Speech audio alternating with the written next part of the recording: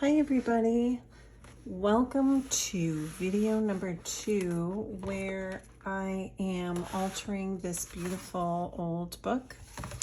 In the last video I just basically removed the book block, which is still here, and then added some reinforced binding on the spine, and I tested out some swatches just to get an idea of how I want to cover my book.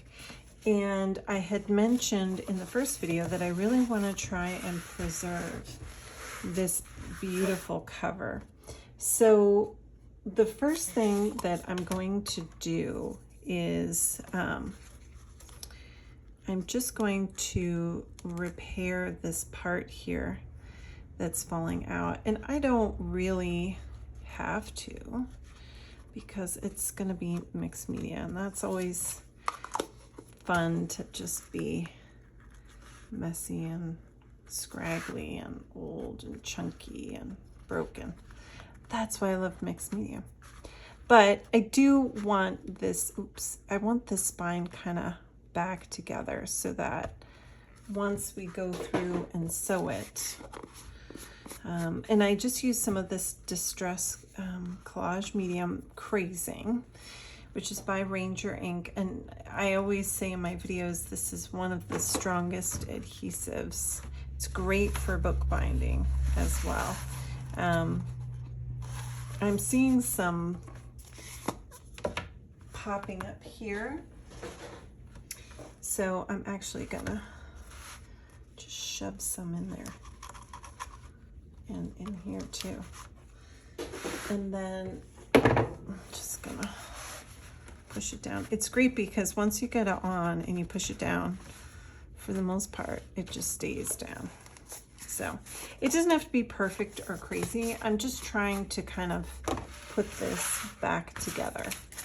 And I had tried some swatches in my last video, and I think what I'm gonna end up doing is a combination of apricot and sand, these two colors, and kind of use those as my base to cover this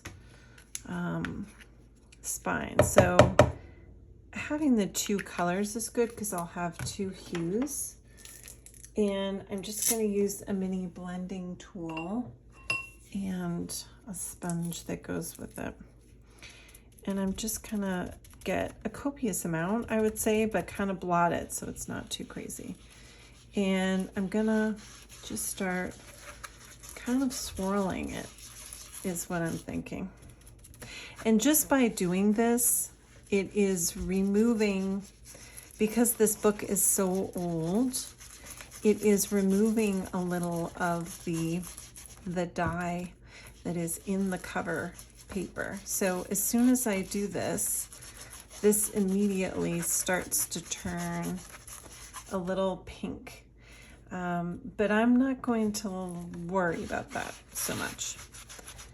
And again, I had mentioned that by doing this, this paint is actually going to seal the book and really help it to kind of stay strong. It's very strange how the spine and the covers, like, I don't know if you can see, but as I'm working, this is turning pink, but the spine kind of stayed a different color. So I'm not sure what that's all about, but it's interesting to say the least.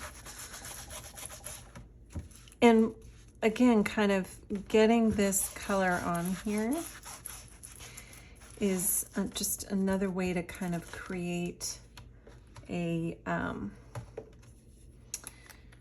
surface. So I'm kind of sealing that cover, and anything else that I add on here now will really hold, and it won't get too absorbed. So if I come in to doodle or stencil or anything, it's gonna stay on there. I'm just getting into the creaks and the crevices here on the spine. So I'm just rubbing, which is another good reason why I like using the sponge, because I can kind of get in there. And then I'm gonna go around and just do the edges too.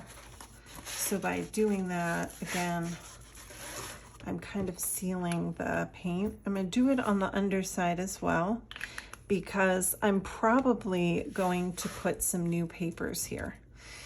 And so I want everything to be kind of sealed, I guess. Especially here, like you can see how there's some disintegration. What a great album that is, actually. I'm just gonna cover that up. So it'll kind of, hopefully, get it to kind of glue back together. And then when we go to put the under papers on, the inside cover papers, it will be ready to go. And do the same thing here. Okay, and then because this is bright white, I kind of want this to be blended in better. I don't want it to be stark white, so I'm just going to use more of this sand and just kind of rub that on here as well, just to tone down the newness, I guess, of the canvas tape here. And because it's fabric, kind of need to really saturate the first coat. And it stays in place, so even though you've stuck it down, it really won't come back up. I've done this many times. And now it kind of at least matches there's some consistency here, so it's not so overt. And you're not really going to see too much of that anyway, because once you get your signatures in there and all that stuff, it's really going to change. So I'm just going to add a little bit more of this glue here. Sometimes if you get things wet again, if you've just recently put glue down, it kind of can pop back up. All right, so I have treated this surface.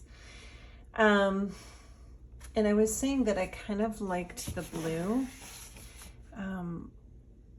This is one of my favorite colors, so I'm gonna use that and hope that it works out.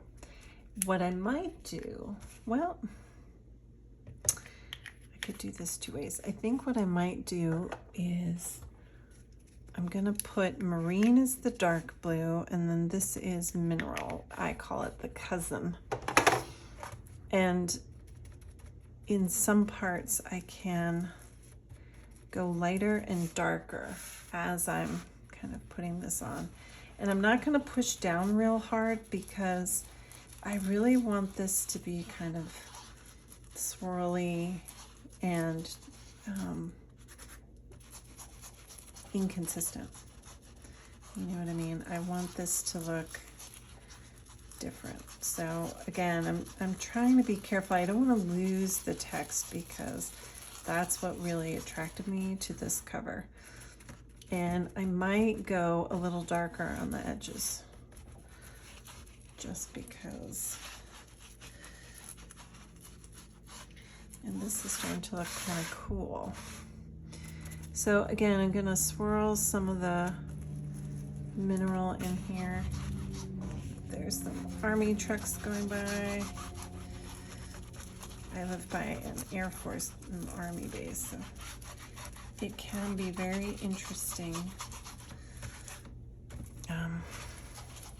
especially when the planes are taking off and landing. You know, it's funny, moving here, I thought that would bother me, living so close. But it's so interesting. It's so exciting when these planes fly. On occasion, it's not constant, so that's why it probably doesn't bother me. They fly so close sometimes, and they're so big because they're cargo planes that I mean, I can see like the doorknobs on the windows and stuff, on the doors or whatever. It's just kind of crazy. And I have little ones, so I just see it through their eyes, like, wow, that's so cool. So, just interesting. All right, so I'm gonna put this on and swirl it. This is kind of looking like a set design, like something is antique in a like for a play or something. I'm gonna really try and just get these edges a little bit more because I'm trying not to have too much of the bright red showing, but I like how grungy it is there. I'll do the same thing here and just get in there a little bit more. But again, this is just adding some texture. So I really, really like how this came out, I have to say. I wasn't sure what I was gonna do, but I'm kind of loving it. Okay, so now I'm gonna go in and do the same thing with the inside. Just because when we go to put that paper in there, you're not gonna see too much. So I might cover a little bit of that there, but nothing, you know, I'm not gonna go too crazy. Same thing here. And it really doesn't matter on this side if it's dark or light because it's probably gonna get covered up. But just so there's something.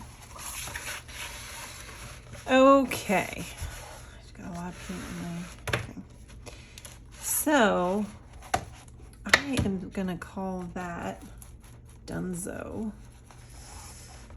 And again, I mean, I can kind of go in and edge things out a little bit more and just give it a little bit more of the vibe. But I can still see the lettering there. And even if I have some bits that I want to kind of rub off, I could. I'm not going to worry about that too much. Because again, I can now go back and add some doodles or some patterns with a stencil or hand doodling. What I might do is going to add maybe a slight pattern on the cover. Even though I kind of like how it looks, I would like it to have a little bit more of a pattern. So I'm just gonna look through my stencils for just a moment because I have so many. And this is actually a good way to just kind of see what might go. So I'm thinking something smaller.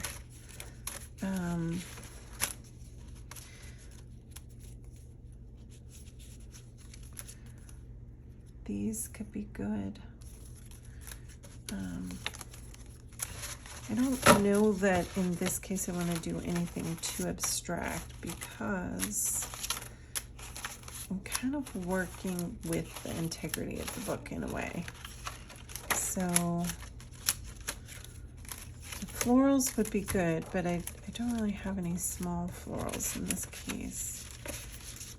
Text could also be cool.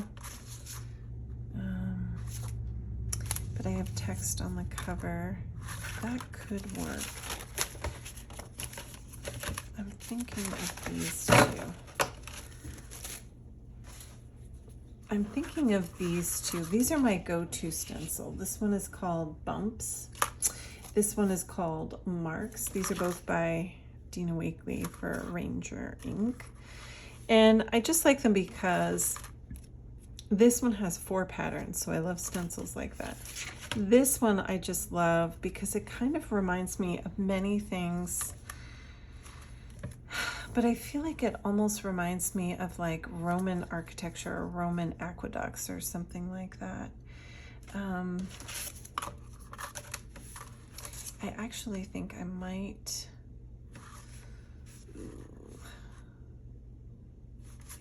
go with this one just because it is calling to me, and this is kind of ancient looking. It's almost like a Roman font. So I'm just going to go in and again, what I'm trying to do is create a very slight pattern. So I am going to use the same color and just lighten it up. So I'm going to use Marine again, which is like a very greenish navy blue. And I'm going to lighten it up quite a bit, I think. Well, not too much, but or I could go both ways, actually. I could lighten it up, or I could just leave it. I actually think I might just leave it. Just so I'm creating like tone on tone. So I'm not changing the color, and I'm just gonna put it on randomly. And just see. Yeah, that looks pretty cool. I like it. So just gonna match it back up and add some more, kind of just to give everything something. And I'll add it on the side, which will be less relevant. And I'm gonna add it here too.